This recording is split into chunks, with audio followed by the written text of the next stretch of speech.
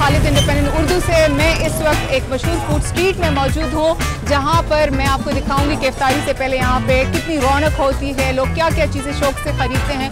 यहाँ पेशावर की मकामी क्या ऐसी चीज़ें हैं जो लोग पसंद करते हैं और बहुत ज़्यादा लोग ख़रीदते हैं, ये मैं आपको दिखाती हूँ। कितनी रौनक यहाँ पर लगी हुई है और क्या क्या मुख्तलिफ़ चीज़ें इफ्तारी से पहले बेची जा रही हैं, जिसमें मुरब्बे, चीज़, कचालू का चाट आप देख सकते हैं।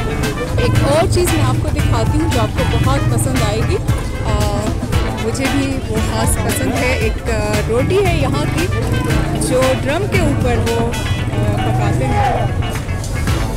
14 सालों में मैं तो काम कर रहा हूँ। कितने में ये एक रोटी बिकती है? ये 25 रुपए की सिंगल है, 50 रुपए की डबल होती है। स्पेशली किस चीज़ में डाला जाता है इस खास किस्म की रोटी?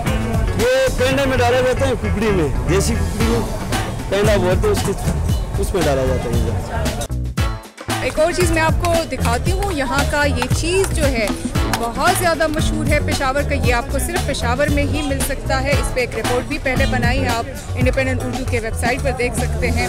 इसको आप पकोड़े में डाल सकते हैं, चीज़ के पकोड़े बहुत लजीज होते हैं और इसको आप किसी भी चीज़ में, पालक में भी डाल सकते हैं। बस यहाँ पे सब कुछ अच्छा है, समोसे भी, जलेबी भी, सब रंग बिरंगी चीज़ें अच्छी अच्छी। तो यहाँ का लोग ज़्यादा क्या पसंद करते हैं? यहाँ पे तो ज़्यादा लोग देसी खुराकें पसंद करते हैं जो सब खाने आते हैं, जैसे चिकन कढ़ाई हो गई, गोश्त कढ़ाई। सस्ता मिलता है यहाँ पे?